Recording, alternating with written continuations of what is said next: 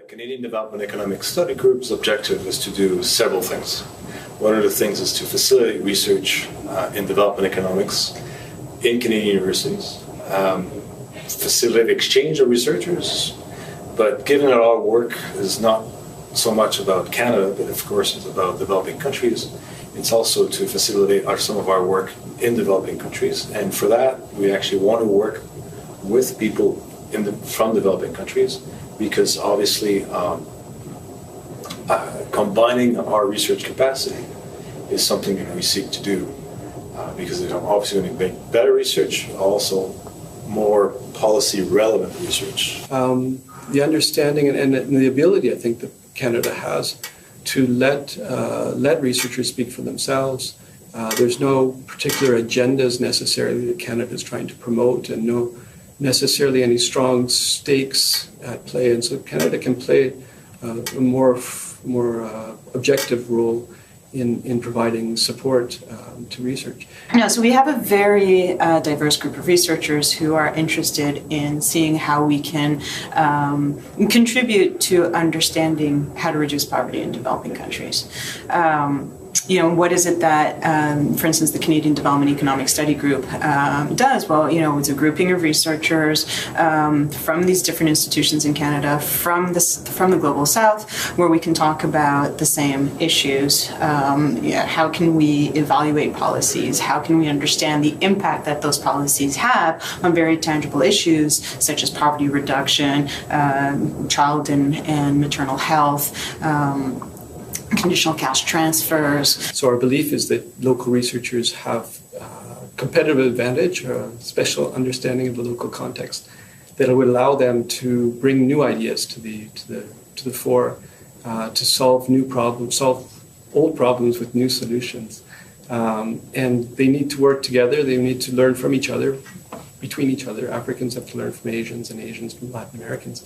And also Canadians can play a big role in bringing in a lot of the new findings, the new types of research, the new methodologies, the new tools that researchers can use to do good analysis. My first discovery was how difficult it was for developing country researchers to produce scientific work of great social importance to their country. Most of the data relevant for poverty analysis at that time was not accessible to developing country researchers. And in addition to that, developing country researchers, at least in the area in which I was interested, that is Africa and Asia, were not able, technically speaking, to use these data sets properly. And we found that there is an increasing number of young, new faculty, very enthusiastic, who want to come and work with developing country counterparts. And I think it's important that we do this type of research wherever we are. So I'm happy being back in Canada, back in Quebec, doing this type of research and engaging with students who are interested and who want to learn about development economics around the world. There are not too many development economists in Canada, so it's good to have a group of people thinking on the same issues with the same interest. It's not only because it's fun, it's always fun to talk to people with the same interest, but also because you learn from them. You learn from the more experienced people, you learn from your colleagues, and learning means that you have new questions in your minds, and you start also being more critical about your own research, and you need that. RDRC funding allows us to do this, but also RDRC contacts across the developing countries are also very good, because it helps us to identify the research partners that are willing to come and work with us, as well as willing to identify the research interest, the policy interest that we want to do. So without RDRC's financial support, but also network of contacts, this would be very, very hard to do. Jobs are recognized as a huge priority around the world, both sort of just increasing the number as well as wanting to make better, higher quality jobs. And the sort of current crisis and the recovery and the slow recovery was really an imperative to understand more what was working, what wasn't, why. And so the Knowledge Platform was something that was initiated originally by the World Bank, but very much in partnership. So IDRC has been one of the partners from the very beginning.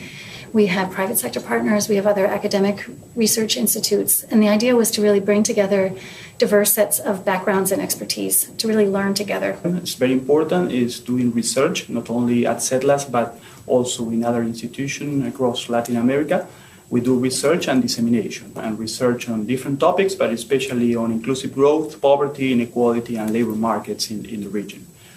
The region avoided macroeconomic rate crisis and inflation. That was a major factor for increasing inequality and poverty in the previous decades. So during the 2000s, the macroeconomic situation was very stable.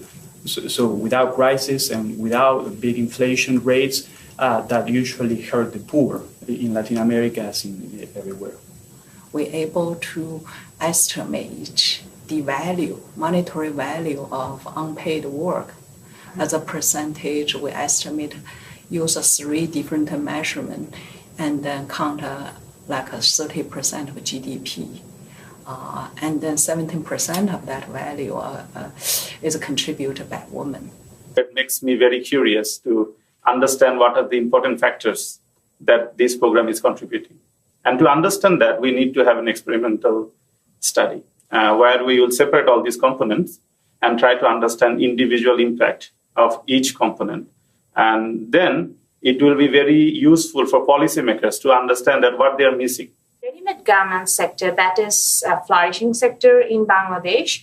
And one of the most important thing of the sector is around 75 to 90% of the women, I think I should say more than 80% of the employer, they're female. So this sector for the last 3 decades, it has opened the opportunity for the rural women to work. So this doesn't require that much of education or that much of skills. So what happens in the rural areas or in the backward areas, for example, now rather than getting married or being burdened to the so-called burden to the parents, now they are this sort of has opened up an opportunity to come to the urban areas to do something for their own life and to earn some money.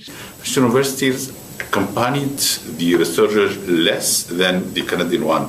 This is why I continue works essentially with some researchers, some Canadian researchers, with Jean-Yves Diclot, continues with Sami Bibi from the PEP, and even with other persons from Ottawa. So one of the things that the Canadian Development Economic Study Group does at our annual meetings, which are held in conjunction with the Canadian Economics Association meetings, is to award a prize, the Alberry Prize, to the best paper written by a junior researcher. And here is to recognize the very interesting, very creative, very scientifically rigorous piece of work to encourage this sort of research to take place here in Canada. IDRC has a stronger mandate for capacity building and research. This is very important. With that progress in poverty reduction in across the developing world, huge progress the world has made in 200 years, knowledge has been key to that. That knowledge doesn't just happen. It's generated by researchers, by thinking people doing hard work in countries, trying to understand the problems of those countries, including poverty.